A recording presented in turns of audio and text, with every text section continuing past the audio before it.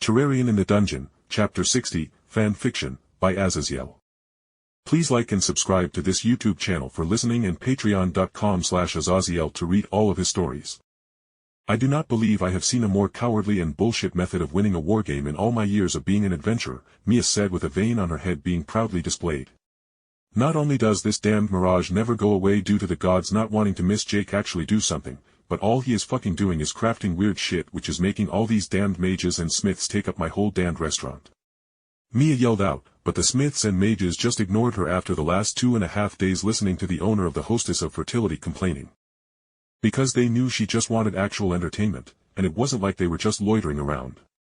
They were constantly buying food and drinks as they watched Jake combine rain and water-themed clothes, an umbrella, and a floaty of all things into a badge somehow that allowed Jake to summon a thick rain cloud that would repeatedly strike the area with lightning. "Oh, Mia, calm down. Don't you love the business anyway?" A skeevy voice spoke, and across the bar was the god Hermes, who likewise watched Jake making nonsensical things that only his precious Asphi could slightly match.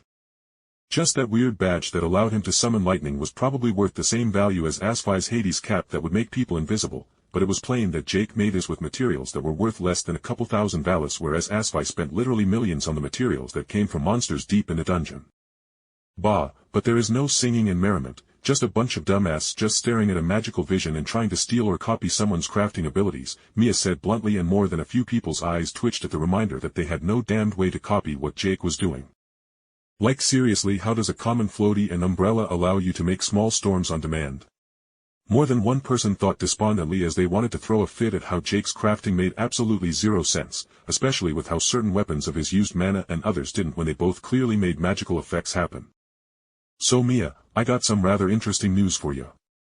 Hermes started off this time quietly, and Mia leaned in a bit as Hermes began to speak. "So apparently with Valletta of the Phantos Familia coming out of the woodwork to bring back Evelys.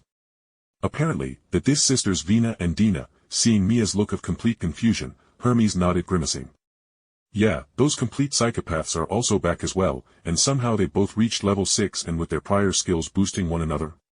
Hermes left off, and Mia brushed her hands over her face. "But that makes no fucking sense, Hermes. I was literally there when those two were fighting Freya's Dean and Hogni, with Dina dying directly in front of me, and I thought Vina died later in the dungeon." Mia hissed heavily, discomfort at this damned news. She had an interest in another longest night of Aurelia or dealing with the masses of thousands of completely mentally broken suicide bombers, who were convinced that if they gave up their lives, they would be sent to the promised land by the evil gods in Tenkai. Hermes shrugged as he spun his drink around.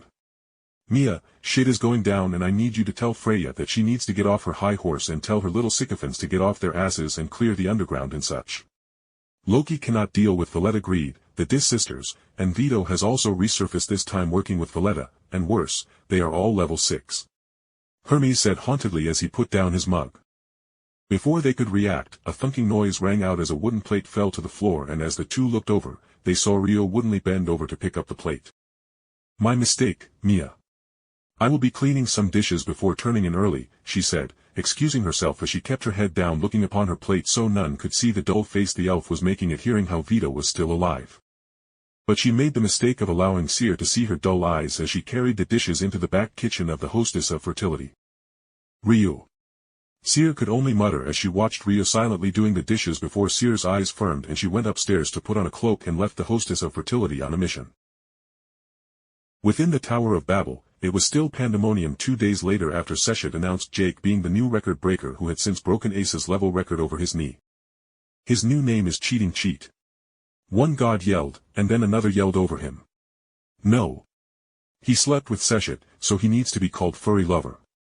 That god yelled but then yelped as Seshet sent him a tired scathing glare. "This is not the quarterly Donatus that will be determining our adventurers' titles, so save your childish and asinine names for later. So Apollo, you ready to accept your loss?" Seshet snarked to Apollo, whose face twitched at Seshet's smug face.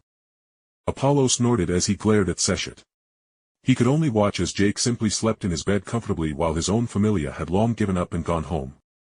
But the sun god, although idiotic, wasn't inherently stupid and knew he had no grounds to call Jake's method of winning the games cheating, as at its core, the Wargames was built around making mortals win the Wargames however they could. Whether it be by killing all in opposition or just capturing the objective, it didn't matter so long as the inherent rules of the specified game were followed. Fine. Seshet, you win. Apollo said tiredly as his head thumped against the wooden backrest of his chair. My adventurers will clear out the Sunset Manor, and you can take Dash. Before he could continue, Seshet raised a hand. She said firmly. I don't give a damn about your property, I just want the monetary value of it in my familia's coffers. As mine already has a far greater property anyway and it is actually defensible, and none can harm us within. Seshet said straightforwardly, making Apollo's face twist as he closed his eyes and shrugged. Very well. I physically cannot sell the mansion at the drop of a hat. Nor do I have the liquid assets to pay for it, so I will pay it in some installments over the course of the next 5 years. Is that amenable, or otherwise? As my familia is being banished from Orario, I will simply pay nothing at all as I cannot meet your demands. Apollo said frankly, and Seshet tisged at not getting such an easy windfall. Fine, do whatever you want. Rent out rooms in your mansion or something to actually make money, but if you skive on me, I will go with Jake to hunt your ass down and there won't be a guild stopping us from sending your ass to Tenkai. Seshet warned with a grin that had too many teeth to be natural. And thus, the first wargame of Seshet's familia ended. Not with a climactic final battle and the triumphs of mortals. No, it ended with a man sleeping through the night and scratching his ass to the viewer's gaze in the tens of millions across Orario and the major cities scattered across Genkai.